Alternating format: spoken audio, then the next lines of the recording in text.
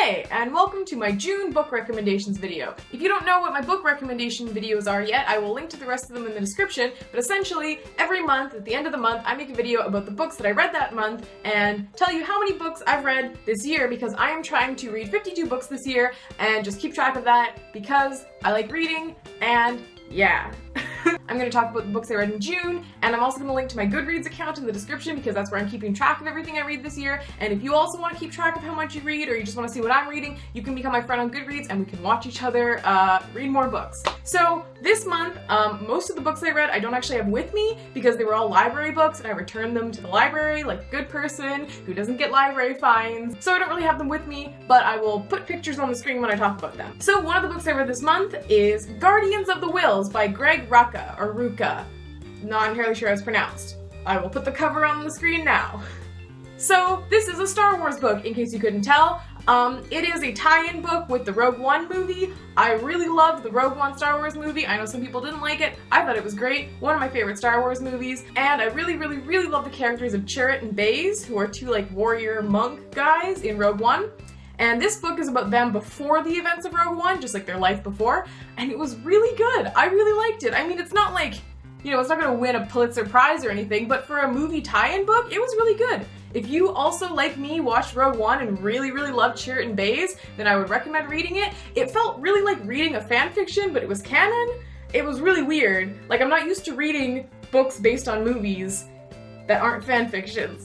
It was weird, but it was really good. So if you like those characters and you like that Star Wars movie, I would recommend that book. I think I gave it 5 stars. I did. I gave it 5 stars on Goodreads because I really loved it. It was fun. It was funny. It is like meant for kids, like teenagers, kids. Like it's not like an adult book, but it's still like a novel. It's got a decent thickness to it and a good story. So I really enjoyed it. I would recommend it. The other thing I read a ton of this month is Animorphs. I don't know if you saw these, but when I was a kid in elementary school, every single time there was a school book fair, we saw Animorphs books. Like, I always remember seeing them as a kid and thinking the covers were super weird because it's like people turning into animals in the most disturbing way possible, and I was like, I don't want to read those, they look weird, they look dumb. Never read them as a kid. Then, as an adult, I found out that a lot of people said they were actually super good books, and like, I know some people online who love those books. So for a while now, I've been meaning to try to read them, and this month I started. I've read, let me check, the first 6 Animorphs. So they are books for kids,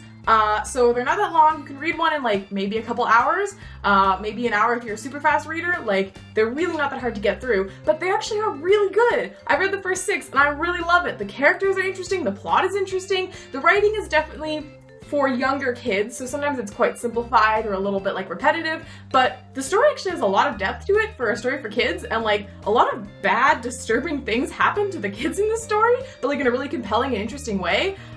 So if you've never read Animorphs, I would suggest it. If you're the type of person who likes reading kids things, I know some people don't like that kind of story, but I love stories about kids, for kids. I just think they're really interesting. And these are really good ones. So I've read the first 6 Animorphs books, which I'll put the covers on the screen at some point during this. So far, Tobias and Marco are my favorite characters. Oh, I really like Axe as well. Tobias, Marco, and Axe are probably my favorites. Yeah, I don't want to say too much about it because I knew a little bit about it going into it, but not that much. And there's a lot of things that happen even within the first book that if you don't know about it, it's like a cool plot twist. I don't want to spoil it for you. So just know that Marco, Tobias, and Axe are my favorites, and it's really good and cool and disturbing and like kind of horror, and it's about aliens. That's the main plot if you didn't know that. Aliens that give kids the power to turn into animals, and super disturbing. So yes, like I said, Animorphs, really good. I would recommend them. The other thing I read in the vein of children's books is the first Captain Underpants book, which wait, let me explain. Just like Animorphs, when I was in elementary school, I saw Captain Underpants books all the time, and I was like, no, I'm way more mature than that. Oh my god, it has the word underpants in the title. It must be super dumb. Never read them, never cared about them. But then the movie came out. I don't know if you know, but they made a movie based on the Captain Underpants books that came out earlier this month. And a bunch of people online were saying it was a really good movie, and it was cool, it had cool animation, and the story was fun, so I went and saw it, alone, and I was alone in a theater with mostly kids and my parents, which was kind of weird, but it was a really good movie. The animation style was like really neat and creative. Like, it was mostly like a regular 3D animation, but there were like definitely weird, interesting elements to it, so I really enjoyed the animation. The story was just really cute and fun. It wasn't like the best movie I've ever seen, but it was definitely a really good one. I thoroughly enjoyed it.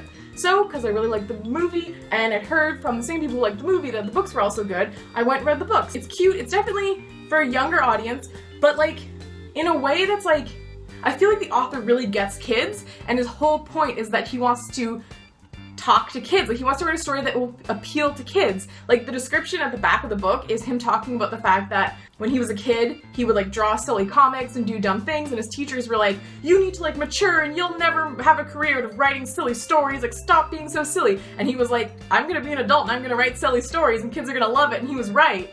And I love that attitude. Like, I really want to write books for kids because I think kids' stories are way more interesting than adult stories, and I want to keep writing silly, dumb kid stories for the rest of my life. I really appreciate Dave Pilkey's attitude towards storytelling, so if only for that, I would recommend the Captain Underpants books. They're cute, they're fun, and the author has such a good sense of humor and really wants to speak to children because kids are smart and interesting and adults don't give them enough credit, and I really, really appreciate it when adults write books that don't talk down to kids but speak kids' language, and I think that these books do that really well. The only other thing I read this month, I'm not technically finished it yet, I'm almost finished it, so I'll talk about it anyways, is this book, which completely different from the other ones I've talked about, which were all kids' books.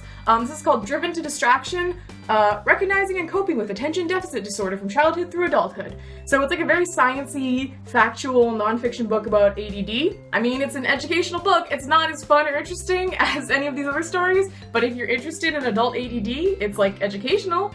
So this is just a nonfiction book I've been reading. Not as fun as the others, but good. So overall, those are the things I read this month. I read that Star Wars tie-in book, I read a ton of Animorphs, I read Captain Underpants, and I read this ADD book, and they were all good. I really enjoyed the books I read this month, and I read a ton because I read the whole like 6 Animorphs books. So I am currently at 24 out of 52 books, which is really close to being on target. I think I'm like 1 book behind target to getting to 52 by the end of the year. That's very close. I'm really happy, and I mean, it's because I read a lot of kids' books, and you know, some people would be like, oh, that's cheating, you have to read like long books or whatever, but the point was just to read a lot and not necessarily to read really long books. And I like kids' books, and if I find that like reading Animorphs, I get way past my goal, maybe I'll set it higher than 52. This is just a challenge for myself. I don't have to, you know, I'm not competing against anyone, so I don't think I could cheat. It's just about me wanting to read more books. So that's where I'm at. I hope you guys enjoyed this video. I hope any of those books appealed to you. You should let me know in the comments if you read Animorphs or Captain Underpants as a kid and if you really like them, or if you're gonna read them now as an adult because you're a mature adult like me. So comment down below. You can also like this video if you enjoyed it, and subscribe. I make these videos every month talking about books I've read, and I make other videos about Homestuck and anime and drawing and fandoms and just random stuff. I'm gonna try to make more video game videos in the near future. I've been playing a lot of Overwatch with some friends, so I might make some Overwatch videos, so look forward to that. So thank you for watching, and I will see you later. Bye.